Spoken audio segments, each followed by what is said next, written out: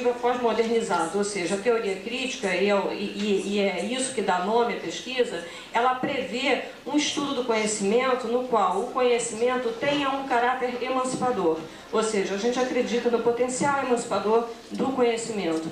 E a pós-modernidade, no caso dos estudos culturais, introduziram na perspectiva da teoria crítica uma visão da questão do gênero, da questão da construção das identidades. Então isso a gente está trazendo para a teoria crítica e por isso a gente chama que é uma teoria crítica já pós-modernizada, que foi inclusive uma tendência da grande maior parte dos teóricos críticos, foi incorporar isso. A questão da perspectiva metodológica da pesquisa, a gente está trabalhando com um enfoque antropológico, na medida em que o currículo que a gente está buscando construir no INES, ele prevê a interferência, a fala, a construção conjunta, não só dessa perspectiva teórica, como também de todos os agentes que participam da vida escolar, porque a gente acredita que currículo, ele é exatamente o cotidiano escolar expresso no conhecimento que vai fazer essa interface entre o conhecimento teórico e o conhecimento dos alunos. Então, essa perspectiva metodológica a gente está desenvolvendo junto com a professora Alice Freire da UFRJ, que faz o acompanhamento da pesquisa junto com a gente, e a gente agora está desenvolvendo um estudo de caso. Inicialmente, a gente desenvolveu um estudo de caso dentro do próprio INES para levantar quais eram as representações que os professores tinham, não só da sua própria prática, como também as expectativas e as visões específicas acerca do currículo que eles trabalhavam dentro de sala de aula, acerca das questões próprias do INES e próprias do ensino de surdo. Atualmente, a gente já está numa outra etapa da pesquisa. As etapas, então, eu acho que eu acabei de falar. A partir, então, desse panorama, a gente chegou a uma pergunta de pesquisa, né? Deve existir um currículo específico para surdos? E em que bases sociais, culturais e epistemológicas ele deve se pautar? Por que eu até estou frisando isso, se deve existir um currículo específico para surdo? Porque até aqui mesmo, nesse congresso, eu ontem tive vendo experiências de outros colegas em outros locais e que estão sendo bem-sucedidas. Eu acho que a gente deve até acreditar que cada instituição vai encontrar o seu caminho, que é a possibilidade de você incluir uma disciplina, né, que contemple a questão da língua de sinais, da identidade surda, etc. e tal. O nosso questionamento já é um pouco mais amplo do que isso, quer dizer, na realidade, é a construção de um currículo mesmo voltado para o surdo, né? Quer dizer, é por aí, a seleção de conhecimentos que o surdo vai necessitar para atingir a emancipação que a gente quer para ele.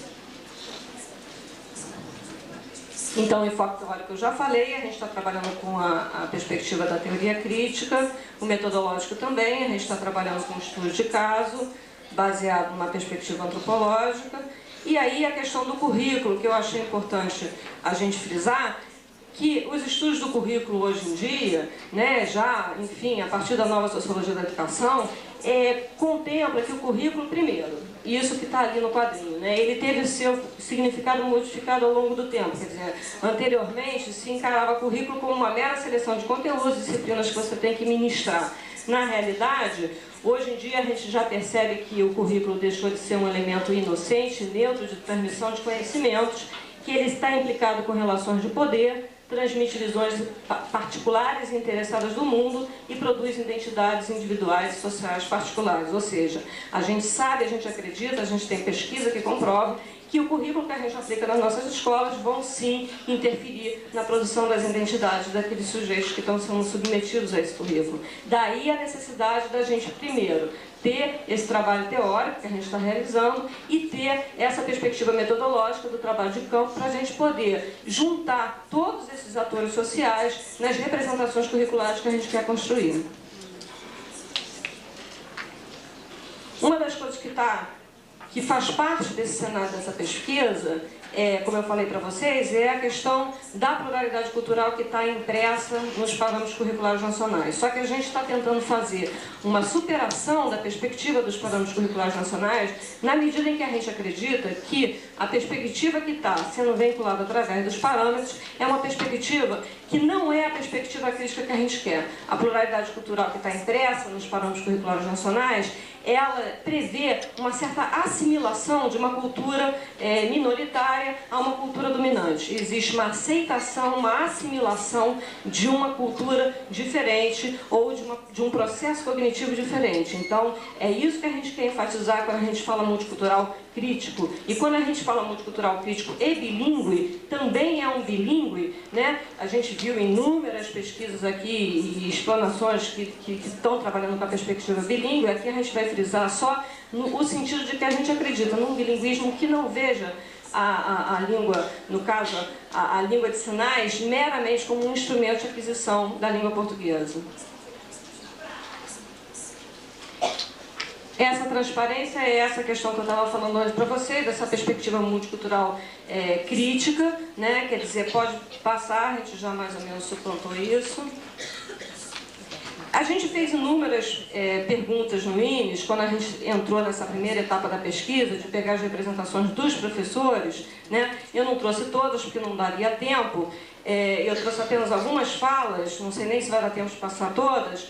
Sobre o currículo, que foi mais ou menos o enfoque que eu estava querendo privilegiar aqui hoje, a gente tem, eu perguntei se o currículo seria adequado a esse questionário, foi semi-estruturado, tinha uma parte de perguntas específicas, uma parte que a pessoa podia colocar as suas opiniões por escrito, e a gente vê que aí 78% achou que não é adequado e que ele precisa ser construído em conjunto. Vale dizer que essas representações gráficas aqui, elas não significam muito, porque as pessoas respondiam uma coisa lá na hora de responder, mas a fala de cada um e a própria prática docente se distancia um pouco das respostas que a gente obteve, né? Ou seja, existe uma dificuldade, né? Você tem uma determinada prática, tem um determinado conhecimento sobre aquilo, mas tem uma dificuldade de realmente implementar, que é o objetivo dessa pesquisa. Essa fase inicial, ela tem esse objetivo de motivar, de trazer à tona, de trazer as questões de currículo para ser debatido dentro da escola, provocar mesmo para que a gente possa realmente partir para uma outra etapa. A fala dos professores, que eu trouxe um pouco para vocês, é assim: o currículo deve ser diferenciado sem se distanciar dos conteúdos que todos devem conhecer. Ou seja, todo mundo tem a preocupação de que o surdo tenha acesso ao conhecimento que todo mundo tem acesso. Resta saber se realmente isso é possível, né, e se é isso mesmo que eles querem, né? Quer dizer, a gente está pensando num currículo que realmente tenha um poder de transformação, que ele vá se adequando ao surdo adulto que estuda no noturno, à criança surda pequena. Quer dizer, ele teria que ser um currículo que contemplasse as diversas especificidades que a gente tem dentro do Instituto, que é muito grande, né? Vamos lá, mas essa preocupação deles... pode passar. A preocupação... Eu estou falando muito rápido, mas vai ficar no tempo.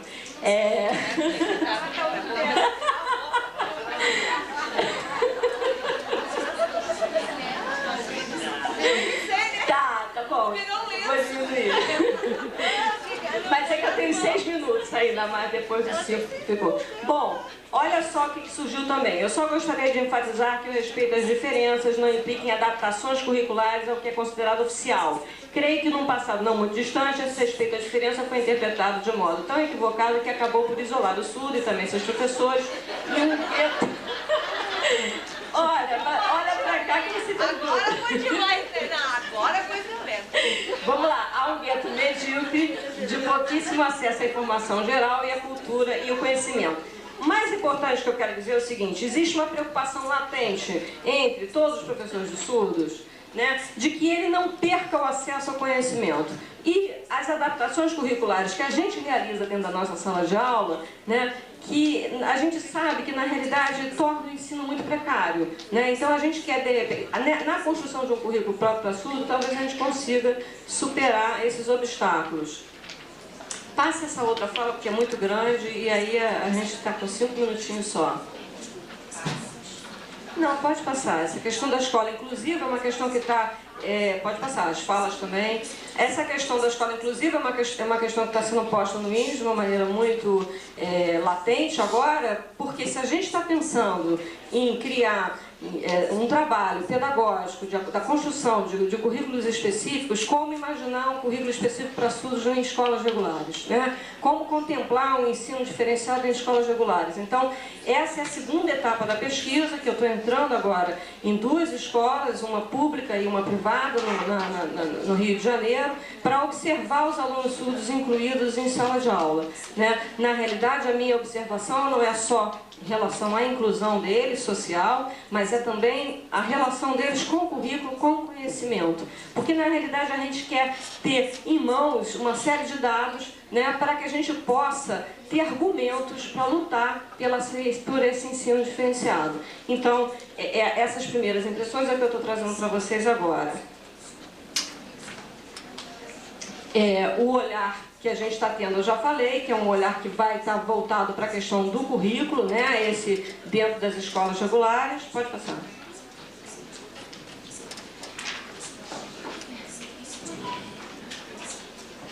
E essas são as primeiras impressões que a gente teve. Essas primeiras impressões que eu estou trazendo para vocês é de uma escola privada no Rio de Janeiro, cujo meu acesso foi super facilitado, fui super bem recebida. É um espaço físico maravilhoso, eles têm poucos alunos surdos incluídos, mas tem alguns alunos que eu estou observando. São pouquíssimos alunos por turma, muito diferente do município, que nós temos uma média de 40, 45 alunos, lá não ultrapassa 20. A filosofia da escola prevê uma formação continuada dos professores, é um espaço de reflexão, enfim, tudo leva a crer que a inclusão dos alunos vai ser facilitada por esse ambiente propício. Comecei a ter relatos informais dos professores desesperados, tá? Quer dizer, no início o pessoal me tratava bem, você está fazendo uma pesquisa, etc. tal, mas gente, olha, realmente que bom que você está aqui, porque eu não sei o que eu faço com o meu aluno surdo. Coisas, por exemplo, atitudes em sala de aula de professores. O professor se esquece que o menino surdo está ali, né? E aí ele vira de trás e começa a explicar de costas. Né, fala, gente, olha aqui, quer dizer, isso é uma coisa constante, né? Ou então ele fala, olha, dever de casa, página tal do livro tal. Aí o menino surdo fica olhando para ver o que está rolando para ele poder copiar também. Outra coisa que eles, professores, me disseram, assim, como é que eu vou fazer ditado? Como é que eu vou fazer comunicações orais, né? Não existe a presença de intérprete, tá? E a atitude do aluno na sala de aula é uma atitude boa, ele tem uma socialização bacana com os amigos são solidários a ele, a família, pelo que eu soube, é uma família que tem dificuldade de aceitar a língua de sinais, e essas primeiras observações que a gente está trazendo, na realidade, eu ainda vou ter acesso aos dados, né, da escolarização dele, de como é que está a questão cognitiva dele, propriamente dita, com relação ao currículo. Mas o que acontece? Ele é um garoto que senta do lado de um aluno ouvinte, né? E ele copia tudo na hora da prova. Há um consentimento, né? Desse processo, como ele está ali incluído, há um consentimento. Ele copia o dever do amigo, a prova do amigo, etc. e tal. E a postura dele é uma postura de assimilar realmente a cultura ouvinte. Esse universo a gente está vivendo na escola particular, a gente vai começar agora uma etapa de entrevistas com os professores, formais mesmo, e estamos começando a entrar na escola municipal, cujo acesso já foi muito diferente. Existe assim uma certa dificuldade de acesso na escola municipal, porque o município do Rio está vivendo um processo de inclusão propriamente dito mesmo. Então, quer dizer, a gente até avalia que essa dificuldade de acesso tem a ver com uma certa resistência da minha presença na escola. Mas, enfim, o que eu quis trazer hoje para vocês, eu sei que já acabou, né? Um pouco dessa pesquisa, vocês terem conhecimento que a gente está tentando desenvolver no INSS um trabalho desse tipo, um trabalho que está tentando dialogar teoria e prática, e estamos aí de olho acompanhando com a perspectiva de uma construção de um currículo realmente voltado, né, para as especificidades dos alunos surdos. É isso, muito obrigada. Desculpe a pressa.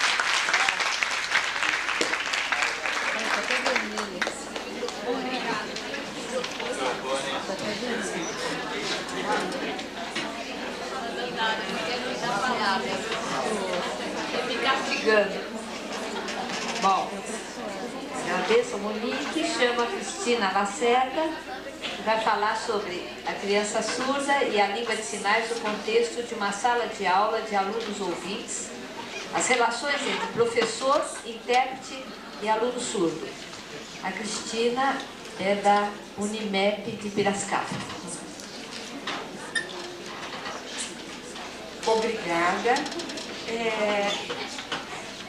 Eu vou abreviar a introdução teórica, que eu acho que são pressupostos que a gente partilha aqui sobre a complexidade da educação dos surdos, sobre a opção de trabalhar no espaço educacional com a língua de sinais por ela se constituir uma língua que facilita e que permite a aprendizagem e a constituição do surdo enquanto sujeito pela linguagem e tal.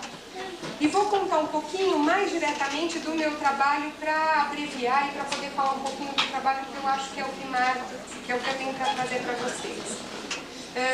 Trabalhando com uma criança surda num determinado contexto, essa criança, chegando na etapa da escolarização mais formal, não dispunha de um espaço educacional que a gente julga aqui como apropriado, uma escola especial para o aluno surdo, onde a língua de sinais estivesse presente, etc.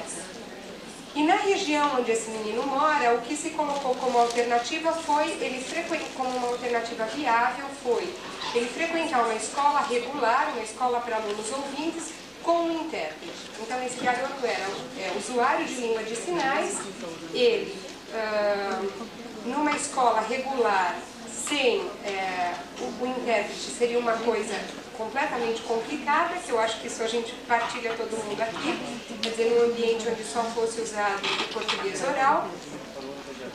E as escolas especiais dessa região são escolas oralistas ou escolas sem qualquer proposta bilíngue.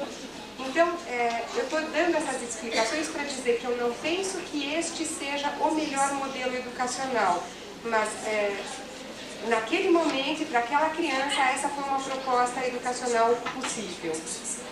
E eu, como pesquisadora, aproveitei esse espaço de uma sala de aula de ouvintes, onde tem a professora, o intérprete e o aluno surdo, para tentar olhar um pouco mais apuradamente as relações que se estabelecem nesse espaço de sala de aula.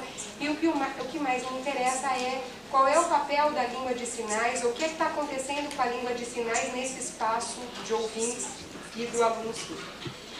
Se liga para mim. Então eu vou mostrar para vocês uma legenda. G vai ser a criança surda e a intérprete, P professora e os alunos ouvintes. Eu recortei um pequeno dado, como a Zilda fez, vou trazer o dado para a gente poder entender uma dinâmica de sala de aula e compreender um pouquinho juntos. O contexto, essa criança tinha escrito um texto no caderno, isso era a lição de casa, e a tarefa proposta pela professora é que o texto fosse lido pelos alunos em voz alta para que toda a classe ouvisse. Um pouco parecido com o que a Monique disse, é uma escola privada, era uma classe com 15 alunos, então um contexto bastante menos complicado de estar trabalhando. A próxima. O texto que ele produziu é esse texto aí. Hoje é quinta, amanhã bonita, amanhã é sexta, dia de festa, porque depois é sábado, dia folgado, depois é domingo e eu fico dormindo. Esse menino estava na segunda série, né, no momento dessa produção. Esse texto não é um texto que ele produziu sozinho, ele tinha uma série de dificuldades de contato com a leitura e com a escrita. Foi um texto que ele produziu ajudado pelos familiares. Tá? Ele diz o texto em sinal e a mãe ajuda ele a escrever em português. E aí começa, então, aqui eu pego na segunda linha ali a situação de leitura desse texto. O que está entre barras e caixa alta é sinal, o que está entre parênteses é gesto, o que está em itálico é fala. Mas vocês vão matar a charada rapidinho. Então ele diz hoje, aí a intérprete diz para ele amanhã, aí ele diz amanhã, aí ela aponta a folha, e ele diz sexta, e ela concorda, e ele diz festa, e ela concorda. Aí eles estão lendo o texto para a classe. A intérprete nesse momento está bem pertinho dele para poder apontar o texto e ele lendo para a classe. Porque, aí ele aponta qual, porque ele não sabe ler a palavra depois, aí ele lê é dia. Aí ela diz sábado, o que? Ele diz dia de festa, ela fala que não, aí ele olha, aí ela volta, enfim, aí ela aponta para eles que então é folgado, ali começava com F, mas não era festa, era folgado, tá? Aí ele olha e tal, movimenta a cabeça, aí ele faz folgado. Aí ela conta depois, ele lê depois. Se vocês veem um pouquinho atrás, ele tinha que ler depois e não lê, agora ele já lê a palavra, já entendeu qual é. Aí ele faz depois imprecisamente, é um gesto, é um sinal um pouco caso. Aí ela corrige, ela faz o modelo adequado do sinal. aí ele lê é domingo, e aí ele não sabe ler, aí ele lê eu, que é a palavra seguinte no texto, e aí, se vocês lembram lá, é eu fico dormindo. Aí ela pergunta para ele, o que é que está escrito aqui? É ver? É dormir? Aí ele fala que ver não é. Aí ela insiste, é dormir? Aí ele concorda que sim. Aí a gente tem uma pequena fala do garoto que está ao lado dele, acompanhando essa leitura, que fala assim, eu fico dormindo. Ele lê o último pedacinho do texto. Aí ela diz para ele isso, ficar dormindo, né? Faz o sinal, e aí brinca com ele assim, você disse que não sabia, mas você sabia ler, né? Faz uma coceguinha nele e volta para a posição onde ela fica, na sala mais distante dele, mas no espaço visual onde permite ele ver a professora e ela, né? A professora se aproxima e fala, ah, você, ó, como quem diz assim. Ele estava muito relutante de ler, né? Foi uma negociação para ele chegar nessa leitura. Aí ela diz assim, a professora, ele diz qualquer coisa lá que eu não pego na filmadora, mas que ela fala que agora ele não pode comer, que ele vai comer depois, na hora do lanche. Vocês podem ver que ela fala e usa alguns sinais. E aí ela diz assim, ele escreveu assim, hoje, ela está com a folha dele na mão, aí ela para e diz assim, vamos todo mundo fazer sinal para ele ver que a gente também sabe fazer sinais? E aí então vamos lá, hoje, e ela começa o sinal hoje, manhã, e olha para a intérprete para confirmar se o sinal que ela fez está adequado, e aí então ela para de fazer sinais, ela vai só falando pausadamente, todas as crianças olhando para a intérprete vão fazendo sinais, lendo em sinais aquele texto. Aí ela volta, devolve a folha para ele, e aí ela diz para ele em sinais que hoje não é domingo, não é dia folgado, então ele precisava fazer as atividades e dar uma risada e tal. Pronto, você pode desligar. Bom, este é o meu dado, tá? Eu trouxe isso para compartilhar com vocês. O que eu tenho a dizer? Primeiro, que esse é um menino que está nessa estrutura educacional há 3 anos, mas ele tem algumas dificuldades importantes de acesso à escrita, até por algumas características lá dele, do quadro de surdez pós-meningite dele, tá? 8 anos, desculpa. Mas ele vem adquirindo a língua escrita lentamente, em processos que são lá a moda dele, mas nesse episódio especificamente, ler para ele era uma coisa difícil, quer dizer, ele tinha que ler para o grupo e decifrar ali aquelas palavras era difícil. O que eu acho importante? A professora não poupa dessa tarefa, é uma tarefa que a classe toda vai fazer, então ela insiste, ele faz a tarefa, na sequência, a gente vai ver aí nessa atividade de leitura a intérprete colaborando com ele, mas ela não funciona como intérprete traduzindo, mas ela negocia, ela dá dicas, ela adequa sinais, ela é um mediador dessa aquisição de conhecimentos desse menino nesse espaço escolar. E na sequência, a professora então convida o grupo classe a fazer uma leitura, ocupando um lugar que então é difícil para a classe toda ler, que é ler em sinais, porque aí são eles que não têm um bom domínio de sinais para ler. Numa certa medida, ela simetriza a turma e aí ela propõe uma tarefa difícil via língua de sinais para os ouvintes. E aí a intérprete faz o papel de intérprete, ela vai dando os sinais e os outros vão acompanhando. Então, o que a gente vê é que a língua de sinais passou a integrar esta sala de aula. A professora, os sinais que ela usa, em momento nenhum ela passou por uma aquisição formal de sinais, mas é o cotidiano de sala com esse menino que ela vai adquirindo sinais, e as outras crianças também, né? E aí começam a haver interações mínimas entre ouvinte e surdo em sinais, mas a qualidade da informação, a qualidade dos conhecimentos que precisam ser passados estão garantidos pela presença de intérprete, que aí passa essa coisa integralmente. Eu queria marcar então a diversidade de papéis da intérprete, que não faz puramente tradução ou interpretação, mas ela assume uma série de papéis. Tem outros dados que eu tenho, que a gente pode ver muitos outros. A outra questão é a relação harmoniosa que é possível entre professor e intérprete, onde cada um ocupa o seu lugar e vários papéis para ajudar a construção de conhecimento. E a questão da língua de sinais como uma língua a mais na sala de aula, que possibilita reflexões sobre a linguagem. Então, os alunos ouvintes têm a oportunidade de entrar em contato com outra língua e refletir como é uma palavra em sinais ou em português, e numa gramática e na outra gramática.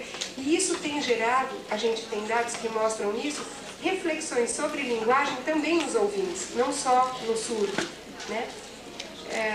O que eu acho que é interessante é que a língua de sinais na sala de aula, ela não atrapalha nada, ao contrário, ela tem contribuído para gerar vários processos de conhecimento que são muito interessantes. É isso. Obrigada.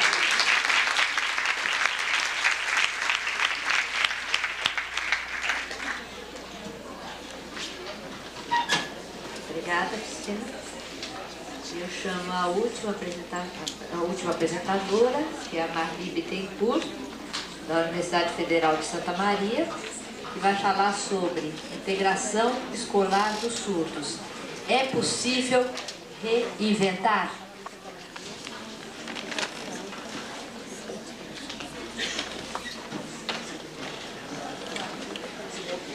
Boa noite a todos. Confesso que a minha maior preocupação aqui essa noite foi se a sala começasse a ficar muito vazia. Fosse a primeira pomba e fosse outra e outra, mas graças a Deus ficou bastante gente. E eu espero, então, poder contribuir com alguma coisa, alguma experiência minha para vocês.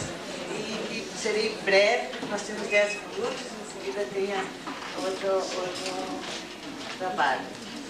Então, o meu sinal, vou começar a dar o meu sinal. O meu sinal é assim, porque todo mundo sabe, eu sou de Santa Maria, que antes eu tinha um nariz um pouco avantajado. E de repente, aí eu fico brigando com meus amigos surdos, os meus alunos, que já passou, que o nariz grande já era, né? Mas agora eles que ficou, então eles para mexer comigo, eles me enxergam e começou assim, mas tudo bem, já me acostumei. Então eu sou de Santa Maria, como já foi dito, trabalho numa escola Cícero Barreto, tenho uma experiência de 20 anos de trabalho com alunos surdos e no Cícero mesmo, acho que uns 10 ou 11 anos, sempre com crianças surdas, trabalhando diretamente, e achei que era necessário eu recomeçar ou dar um momento para mim para que eu pudesse ter uma teoria, né, mais nova, apesar dos cursos que a gente ia, eu precisava estudar mais e fazer um trabalho que eu estava sempre querendo divulgar e socializar, o trabalho que a gente fazia no Cícero, e teve um meio de eu começar a estudar de novo, então estou aqui apresentando esse trabalho que a gente fez na universidade e espero levar alguma contribuição para vocês e contar rapidamente para vocês o que a gente faz em Santa Maria, na Escola Cícero Barreto. Hoje nós temos 8 turmas de classes especiais e de quase 60 alunos, 20 e poucos são integrados. E Santa Maria hoje está de parabéns os surdos, nossos amigos e alunos, que fizeram nesta caminhada, eles levaram um ofício para o senhor governador e pedindo então que desse continuidade. Nós estamos tentando e lutando por uma criação de uma escola de surdos em Santa Maria, e a gente está contando muita dificuldade. Mas enquanto não tem escola, nós não podemos cruzar os braços e não fazer nada. E nossos alunos estavam sendo integrados para as classes especiais, nós não somos especialistas em português, matemática, história, geografia, a gente precisava integrar essas crianças. E aí a gente conseguiu, há anos que a gente integra, só que está com um problema muito sério, porque a integração não se dá mesmo, e eles precisaram, os pais, os próprios professores das classes, dos regentes de classe, sentiram necessidade de um apoio. Então, como nós tínhamos facilidade de deslocar professores especializados na área da surdez para dentro da sala de aula, não caracterizando um trabalho de intérprete, porque nós somos todos, a maioria, de formação oralista, e a gente está começando a partir de 90, 91 com essa nova abordagem bilinguista, e aí, de repente, a gente colocou esse professor lá. E como eu sempre tive preocupação nesses cursos de contar o que a gente estava fazendo, eu tive a oportunidade, pode colocar a primeira na hora, de fazer esse trabalho que teve um objetivo dentro da minha própria escola, de analisar e descrever o contexto educacional da experiência de integração dos alunos surdos na 4ª série da Escola Cícero Barreto, na qual acontece uma alternativa educacional. O que é que eu falei para vocês? É um professor que fica dentro da sala de aula auxiliando o trabalho. Isso parece que no município também, em Santa Maria, já está começando a fazer. Tem só a figura. Aqui está o livro A Bruxinha Malvada. Eu percebi que parecia que eles não haviam entendido a minha explicação anterior. Eles não haviam captado. Aí eu pensei, bom, eu pedi para elas me informarem o livro favorito delas. Elas escolheram o livro dela, que elas gostam mais, colocaram. Eu escolhi o meu livro favorito, Branca de Neve. Escrevi na lousa a palavra, o título, o autor e a editora. Falei para as crianças, olha, o meu é Branca de Neve, certo? Qual seria o título do meu livro? Mostrando o livro para as crianças. Elas conversavam entre si e respondiam, e eu escrevia na lousa. Perguntei para o menino, aquele mesmo menino, qual é o título do seu? Bruxinha Malvado. Então eu percebi que ele captou a ideia. A mesma coisa com as outras, o título, o autor e a editora. Em outras salas, eu fiquei imaginando se acontecia a mesma coisa, se eles não estavam entendendo nada. Eu tentar usar um método mais claro de pesquisa.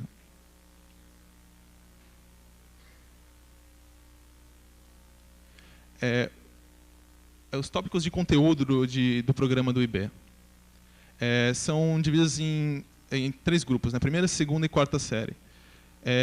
Explicar qual seria o objetivo da Mediateca. Tem livros, tem vídeo, televisão. A minha função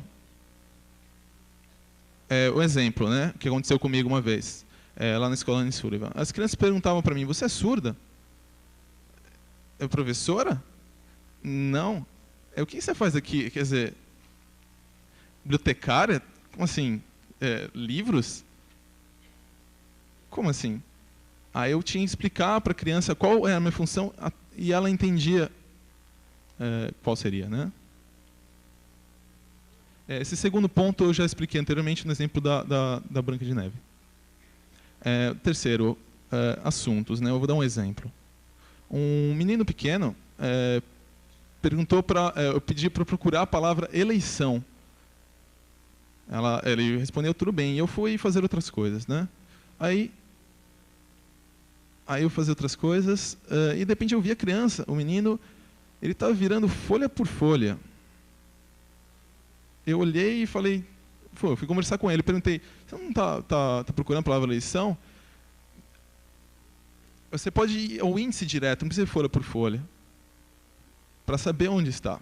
E aí mostrei para ele onde estava, e ele viu que a palavra correspondente ao índice seria a página 20. E ele viu que na página 20 encontrava-se a palavra, e ele perguntou, só? E ela disse, só. Desculpa, estou indo rápido agora. Agora é da 8ª série, né?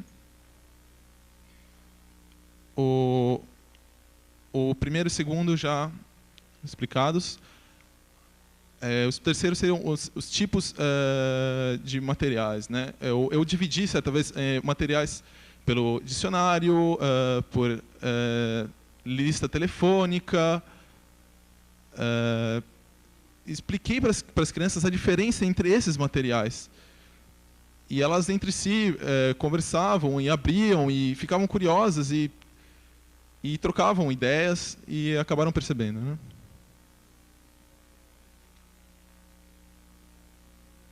Um minuto.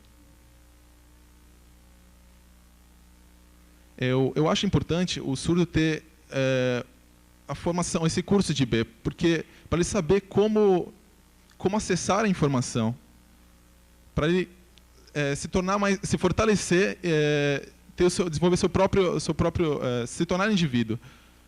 Por exemplo, ele precisa chamar um amigo, procurar um telefone, e saber como procurar ele sozinho com isso. Ou nos livros também, mesma coisa, acessar a biblioteca, sempre sozinho. Por isso eu acho importante ensinar isso. Obrigado.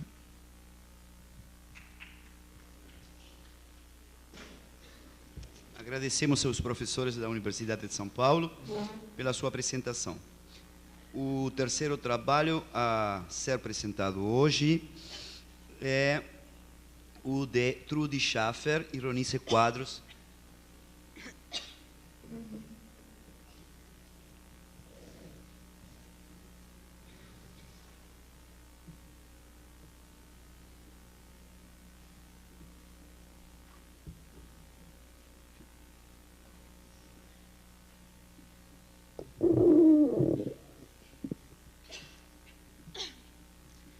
É um prazer imenso estar nessa mesa, participando com um tema tão único como o tema relacionado com os filhos de pais surdos. Junto com a Trudy Schaffer, que é a presidente da Organização Internacional dos Filhos de Pais Surdos. Para iniciar, filhos ouvintes de pais surdos representam uma contradição emergente na cultura surda. Eles dispõem do conhecimento de seus pais, domínio da língua e conduta social, mas a cultura encontra formas sutis de dar a eles um estatuto em comum e à parte. Essas são palavras de Carol Padding e Humphreys, num livro que fala sobre cultura surda. E só para dar a ideia do que a gente mais ou menos tem o objetivo de trabalhar hoje. O tema da nossa palestra é Filhos ouvintes de pais surdos, um lado obscuro das discussões sobre a comunidade surda. É interessante, algumas pessoas vieram conversar comigo e acharam interessante o lado obscuro da comunidade surda. Nos últimos anos, as pesquisas, as discussões da comunidade surdas, elas basicamente se voltaram para a questão da identidade do surdo, a identidade da comunidade surda, sempre discutindo sobre as questões dos surdos. E sempre se levanta a questão de que muitos surdos são filhos de pais ouvintes. 90% dos surdos são filhos de pais ouvintes. Ouvi nessa mesa várias vezes, inclusive durante essa semana. E nunca pararam para pensar que 90% dos filhos dos pais surdos são ouvintes. Nós, filhos desses pais surdos, somos ouvintes. Então, na verdade, a gente faz parte de uma maioria nessa comunidade e a gente precisa discutir sobre isso. E a organização, então, ela está preocupada. Os filhos de pais surdos começaram a se preocupar e se preocupar com eles. Essa é a ideia. Os objetivos da nossa apresentação, basicamente, então, seriam discutir sobre o grupo social Filhos Ouvintes de Pais Surdos e apresentar a organização internacional CODA, Children of Deaf Adults, que tem uma tradução de filhos de adultos surdos, que eu acabo normalmente traduzindo como filhos de pais surdos. Eu chamo a atenção para a palavra adultos, nessa palavra tão gostosa de dizer, CODA. A palavra adulto, por quê? Porque nós, filhos de pais surdos, crescemos na comunidade surda adulta. Os nossos pais são adultos, se visitam, a gente cresce nesse meio adulto. Então, é uma realidade um pouquinho diferente dos professores que têm contato somente com a criança surda. Então, falando a respeito da experiência das comunidades surdas e ouvintes, que são experiências que nós vivenciamos em todo o desenvolvimento, nossa infância, nossa vida enquanto adolescente, até chegar à fase adulta, eu gostaria de comentar algumas coisas em relação a essas experiências na comunidade surda que talvez sejam difíceis para as pessoas que não convivem com pessoas surdas adultas se darem conta. Alguns exemplos que eu gostaria de mencionar são, por exemplo, a gente cresce brincando com outros filhos de pais surdos, a gente cresce ouvindo um monte de barulho, a gente tem uma série de experiências que são próprias da comunidade surda. A gente participa das festas nas associações, nos bailes das associações, e uma série de outras coisas que fazem parte da comunidade surda em si. Então, essas experiências e o fato também de a gente ter acesso a uma língua, que é a língua de sinais, desde pequenos, fazem com que nós sejamos diferentes nesse contexto. Mas não que isso signifique que nós não tenhamos uma família normal. Porque nossos pais nos criam e a gente tem uma série de coisas, assim como qualquer outra família. E o interessante nas experiências dentro da comunidade surda é que a gente também tem as experiências na comunidade ouvinte. Então, a gente não discute mais. A ideia não é de que a gente faça parte totalmente da comunidade surda ou faça parte totalmente da comunidade ouvinte. A gente conhece muito bem a comunidade surda, a gente conhece muito bem a comunidade ouvinte, a gente é coda. A gente é filho de pais surdos. Tem uma identidade própria. Eu já mencionei a questão da aquisição de línguas. É interessante porque dentro da nossa família, normalmente a gente tem também familiares que ouvem. Às vezes irmãos que ouvem, ou avós que ouvem. Apesar de ter pais surdos, a gente tem outras pessoas da família que ouvem. Então, a gente tem uma convivência com o mundo ouvinte, com o mundo surdo. E também faz com que a gente adquira as duas línguas. As duas línguas, a língua de sinais do país, a língua de sinais brasileira, no caso do Brasil, e a língua portuguesa. Algumas pessoas me perguntaram primeiro a língua de sinais, segundo a língua portuguesa. Normalmente acontece primeiro a língua de sinais, a língua materna, a relação ali com a família direta, mas, independente disso, o fato é que realmente somos bilíngues. As culturas envolvidas. Eu gostaria de mencionar uma coisa. A gente discutiu muito nessa semana a respeito de cultura surda, e uma coisa que dá para notar dentro do fato de ser coda é que, apesar de sermos diferentes, quando a gente se encontra, a gente se identifica. Então, assim como os surdos aqui, que são surdos americanos, surdos ingleses, surdos brasileiros, surdos argentinos, venezuelanos, que se encontram, quando eles se encontram, existe uma identificação. E a mesma coisa acontece com os codas. Quando a gente se encontra, existe uma identificação. Então, tem alguma coisa que une, que é o fato de ser parte da comunidade surda. É claro que, nessa formação de identidade coda, por isso a nossa preocupação com as crianças menores, que são filhas de pais surdos, é a questão dos conflitos e reconhecimento e também formação de identidade, até porque os nossos pais têm problemas. Tem problemas na formação de identidade diante da sociedade, com uma série de problemas que a gente enfrenta e a gente vê, porque os ouvintes não entendem nossos pais. Muitas vezes a gente se defronta com isso. Então, é claro que muitos codas acabam tendo uma série de problemas por causa disso.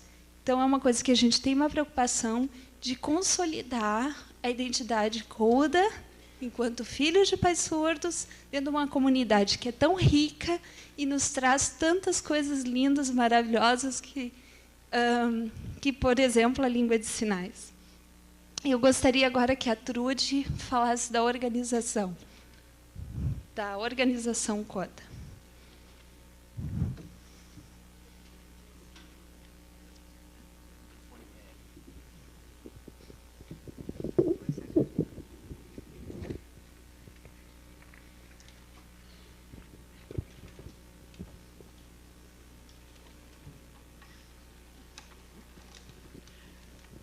Obrigada.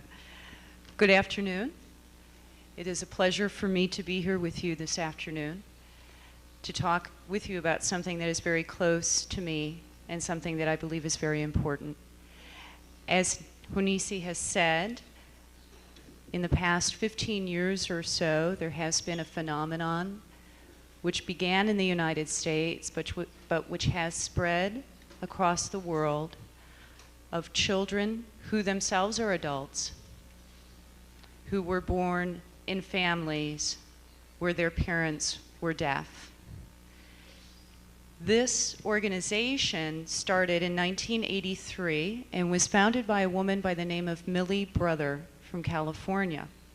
She was a graduate student at Gallaudet University who was doing a research paper and decided that it would be interesting to talk to the other people on the campus at Gallaudet who had deaf parents. She formulated a survey of approximately 6 to 8 questions, scheduled appointments, and figured that she would spend about a half hour with each person discussing these questions and gathering data. Each interview lasted over 3 hours. Once people began to engage in the conversation about their experiences growing up, once the opportunity was presented to explore that experience, became a very powerful moment for everyone that was involved in the research. And as a result, there was a groundswell, a demand for a conference to pull together people who were interested in talking about their own experiences. And as a result, the first conference took place in 1986. There has been an annual conference each year in the United States since that time. And we are very pleased to say that we will hold our first annual conference outside of the United States this summer in Australia. Our conference will take place immediately after the World Federation of the Deaf, because many of the interpreters who will accompany the deaf delegations to the World Federation will have interpreters who are CODAs. And we are hoping that they will join us to begin a conversation about spreading the message and the work of our organization. Currently, we have over 1,000 people in our database who have contacted us for information, and we have over 300 regular dues-paying members. Members receive from us a quarterly newsletter which contains information that is prepared by our membership about their work and their experiences with their families. We also have a website where there is information about publications regarding the experience of growing up in a deaf household. This is one example. The title of the book is Mother, Father, Deaf, which was written by Paul Preston as his PhD dissertation in anthropology. There are other publications as well which are available that are beginning to take a look at the experience which we have had. In addition to the website, we also have a listserv, which is in English, but it does provide an opportunity for over 500 CODAs around the world to exchange information. So in a very short period of time, we have witnessed the beginning of a movement of people who are hearing, but who were raised in a deaf culture, claiming a part of that deaf heritage as their own. That's a very powerful experience, and one that we feel is worth celebrating. Our purpose in exchanging information is not to focus on what went wrong in our experience, but what was right. What was rich?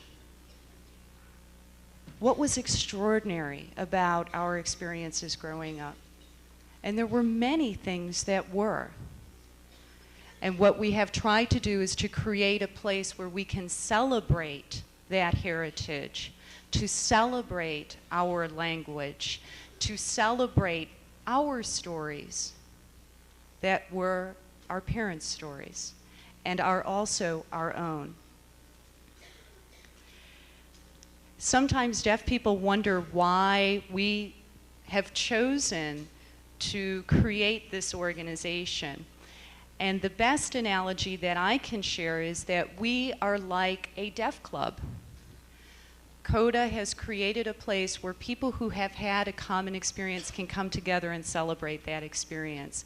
And it's very rare for us as CODAs. When we interact with hearing people, we are always asked the questions that hearing people cannot ask the deaf. So we are constantly serving as the resource. And then when we are with the deaf, we are constantly perceived as the representative of the hearing world. So it's nice for us to be able to be in a place where everyone has had the same experience.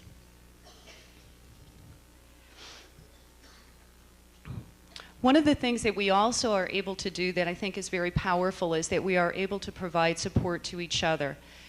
In the United States, in Brazil, in Argentina, and other countries of the world, deaf people are living rich lives. They are working, they are raising families, they are interacting with the hearing world. But oftentimes that interaction is difficult, not because they are deaf, but because the hearing world doesn't know how to interact with them. And it is often their children who are the ones that are on the front line of that experience in dealing with the hospitals, in insisting that interpreters be provided, and no longer allowing our parents to be underestimated. It's a very difficult experience in times, and we've been able to, through our camaraderie, learn from each other and build a strong support network, which is very valuable.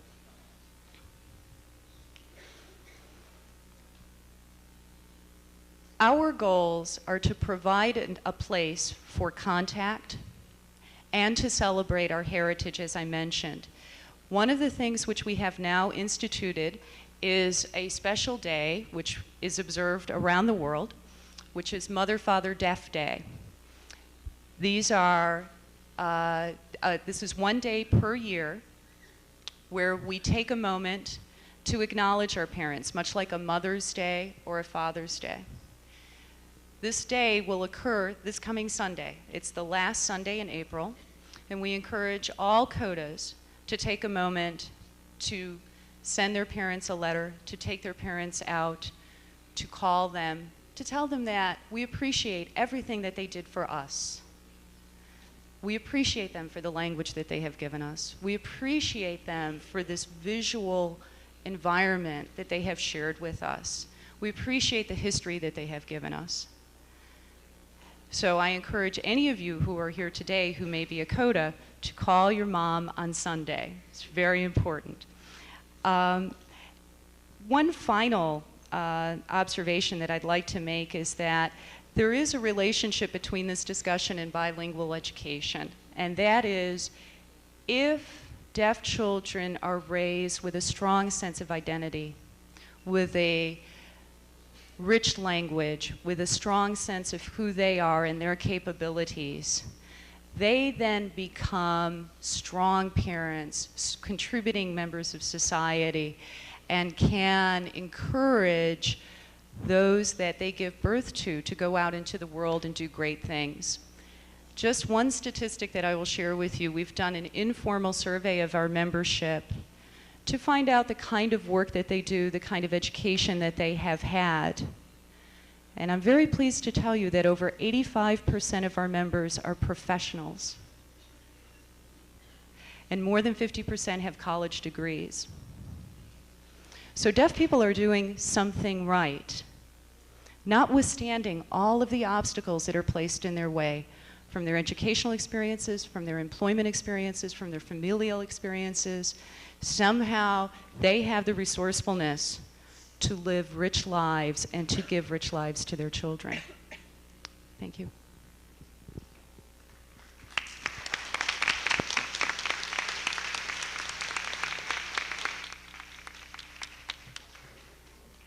Agradecemos a Trudy Schaffer e Ronice Quadros pela sua apresentação sobre um assunto que é verdade habitualmente é esquecido nas discussões no contexto da surdez. Vai ser apresentado agora o trabalho de Daniela Remião de Macedo e Antônio Carlos da Roja, da PUC do Rio Grande do Sul.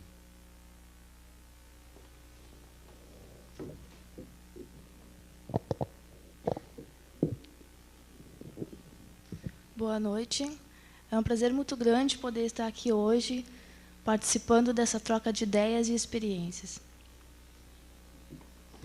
Eu venho aqui mostrar o trabalho que eu desenvolvi como dissertação do meu mestrado em informática na PUC do Rio Grande do Sul, que eu chamei de ScienDic, que é um programa para geração de dicionários bilíngues, língua de sinais, língua oral, língua de sinais. Esse trabalho foi desenvolvido com a orientação do Dr. Antônio Carlos da Rocha Costa. Eu vou tentar falar rapidamente sobre as principais motivações que levaram ao desenvolvimento desse programa, algumas características das línguas de sinais e do sistema de escrita SciWriting, que foi o que inspirou o desenvolvimento do ScienDic. Vou apresentar uma estrutura interna para representar os sinais. Vou citar alguns programas que vêm sendo desenvolvidos na área da informática e na educação de surdos.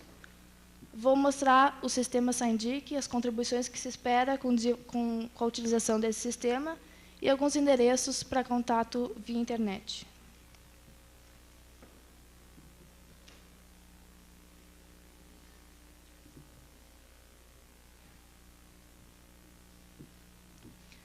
Bom, se refletindo sobre a importância e a dificuldade do processo de aquisição da língua oral escrita pelos surdos, se viu a necessidade de se desenvolver uma ferramenta computacional que auxiliasse essa aprendizagem dos surdos.